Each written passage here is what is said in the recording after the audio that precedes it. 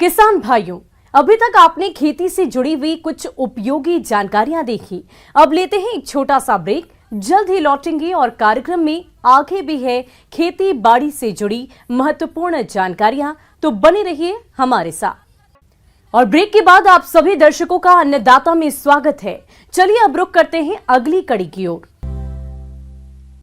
अपने प्रदेश में दूधिया मशरूम का उत्पादन बड़े पैमाने पर किया जाता है और इससे कम लागत में अधिक मुनाफा भी मिलता है। इसलिए किसान खेतीबाड़ी के साथ साथ अब मशरूम उत्पादन भी करने लगे हैं। किसान भाइयों, यूं तो मशरूम की विभिन्न प्रजातियां हैं जिनका उत्पादन मौसम के अनुसार चयन किया जाता है। फिलहाल अभी दूधिया मशरूम की खेती के लिए उपयुक्त समय है। ऐसे में यदि आप दूधिया मशरूम का उत्पादन करना चाहते हैं तो किन किन बातों पर खास ध्यान दें, इस बारे में बता रहे हैं बिरसा कृषि विश्वविद्यालय जिला रांची के कृषि वैज्ञानिक डॉक्टर नरेंद्र कुदादा। नमस्कार किसान भाइयों, आज मैं आप लोगों को दूधिया मशरूम के बारे में जानकारी देना चाहता हूं। तो इसके लिए सबसे पहले आपको धान पुआल के चयन कर लेना होगा, इसका बिचाली को चयन कर लेना होगा, माध्यम को चयन कर लेना होगा। ये उसका ज़्यादा भिंगा हुआ भी नहीं होनी चाहिए, ताज़ी होनी चाहिए, सूखा हुआ होनी चाहिए। इसको 1 से 1.5 इंच साइज में काट लें। काटने के लिए भी जैसे यहाँ हमारे यहाँ तो मशीन से काटी जाती है, लेकिन जैसे जिसके पास मशीन नहीं है तो हाथ वाला जो मशीन है उससे भी काट सकते हैं। काटने के बाद फिर हम लोग स्लाइस कर लेते हैं, बीज संक्रमित कर लेते हैं। बीज संक्रमित करने के लिए भी 2 विधियां हैं। एक तो उबाल करके कर सकते हैं, या अगर मान लिया हम ज़्यादा बैग बना रहे हैं तो केमिकल रसायन विधि द्वारा हम लोग इसका स्लाइस करते हैं, बीज संक्रमित करते हैं। और मिश्रण को 4% फॉर्मेलिन 100 मिलीलीटर प्रति लीटर पानी व 0.1% बाविस्टिन के घोल 1 ग्राम प्रति लीटर पानी से गीला कर ऊपर से पॉलीथीन शीट से 7 से 9 दिन तक ढक दे। ये पानी जो है ना, 100 लीटर पानी है, करीब 10 से 12 केजी चॉप्ड स्ट्रॉ जो कटा हुआ कुट्टी के लिए उपयुक्त है। तो ये सब प्रक्रिया जो है ना शाम में ही हम लोग करते हैं। छोड़ने के बाद फिर सवेरे पानी नितार करके उसको कोई पक्का पर्स हो, या कोई जो कि पक्का पर्स नहीं है तो आजकल तो पॉलीथीन का प्लास्टिक का पॉलीथीन का शीट बहुत जगह मिलती है, उसी में आप उसको ले करके उसमें पतली ताप में फैला करके सुखा दीजिए। चलाने के बाद बीच में आपको इसका टेस्ट कर लेना होगा, चेक कर लेना होगा इसमें नमी बहुत ज़्यादा नमी तो नहीं है या बहुत ज़्यादा सूख तो नहीं गया। तो इसके लिए आपको एक मुट्ठी ले करके दबाइए। दबाने के बाद फिर आपको हथेली में आपको नमी का एहसास होने तक ये आपको सुखाना है। केसिंग मिश्रण केसिंग करने के 1 सप्ताह पहले तैयार करते हैं। केसिंग मिश्रण तैयार करने के लिए 3 से 4 भाग दोमट मिट्टी व 1 से 4 भाग बालू मिट्टी को मिलाएं। अब इस मिश्रण के वजन का 10% चाक पाउडर मिलाएं और मिश्रण को 4% फॉर्मेलिन 100 मिलीमीटर प्रति लीटर पानी व 0.1% 1 ग्राम प्रति लीटर पानी से गीला कर ऊपर से पॉलीथीन शीट से 7 से 9 दिन तक ढक दें।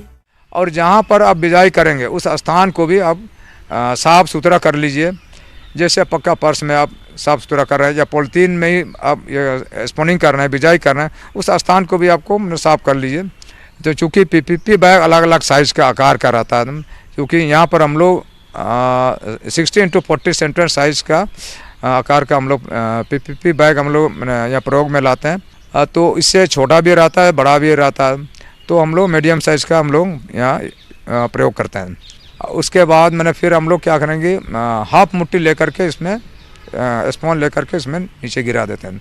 उसके बाद फिर हम लोग जो स्लाइस कुट्टी है उसको भरते जाते हैं। भरने के बाद फिर मैं आपको 5-6 सेंटीमीटर ऊंचाई तक भर दिए, 3 से 5 सेंटीमीटर ऊंचाई तक हम लोग भर दिए। भरने के बाद फिर हल्का हल्का दबाना है और किनारे थोड़ा सा गड्ढा कर देते हैं। उसके बाद एक मुट्ठी लेकर के किनारे उसी गड्ढा में गिराते जाते हैं। उसके बाद बीच में भी थोड़ी सी स्पून हम लोग बिखेर देते हैं। उसके बाद फिर हम लोग भर देते हैं कुट्टी को। इस तरह से आपका 5-6 लेयर बन जाता है। लास्ट लेयर में पूरी सतह में मशरूम को हमने स्पून को बिखेर देते हैं और एक मुट्ठी कुट्टी लेकर के इसे ढक देते हैं। ढकने के बाद फिर इसको बंद करने का ये तरीका है, दोनों हाथों से समेटते हुए मुंह को खुला रखते हुए थोड़ा सा हल्का सा दबाएंगे ताकि एयर निकल जाए, यानी कि हवा जो भी अंदर है वो निकल जाएगा।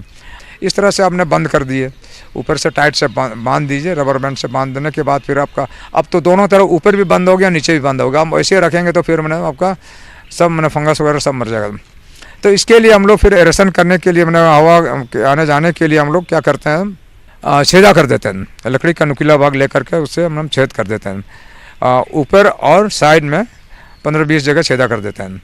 और चूँकि जैसे 18 से 20 दिन में माइसिलियम पूरी तरह से इसमें फैल जाता है, चिपक जाएगा। 18 से 20 दिन में माइसिलियम कंप्लीट हो जाएगा पूरी कुट्टी में। केसिंग करने के 24 घंटे पूर्व ही केसिंग मिश्रण से पॉलीथीन हटाएं और मिश्रण को बेलचे से उलट पलट दें ताकि फॉर्मेलिन की गंध निकल जाए। इस प्रकार तैयार केसिंग मिश्रण की 2 से 3 सेंटीमीटर मोटी परत बीज फैले हुए बैग के मुंह को खोलकर सतह को चौरस कर बिछा देते हैं। इस दौरान तापमान 30 से 35 डिग्री सेल्सियस और नमी 80 से 90% बनाए रखते हैं।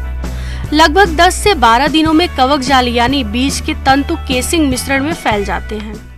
ये आपको केसिंग मिश्रण तैयार हो गया। तैयार होने के बाद फिर आप इसको जो आपका कटा हुआ है बैग, उसके ऊपर उसको समतल करके, थोड़ा सा क्रॉच करके उसको समतल करके इसके ऊपर केसिंग मिश्रण को हम लोग केसिंग मिश्रण का परत जो है ना उसको बिछा देते हैं। इसका भी कम से कम 2.5 से 3 सेंटीमीटर मोटाई तक होनी चाहिए। समान रूप से हम लोग इसको बिछा देते हैं, क्योंकि उस दिन तो फिर हम लोग दूसरे दिन से हम लोग पानी का छिड़काव कर सकते हैं।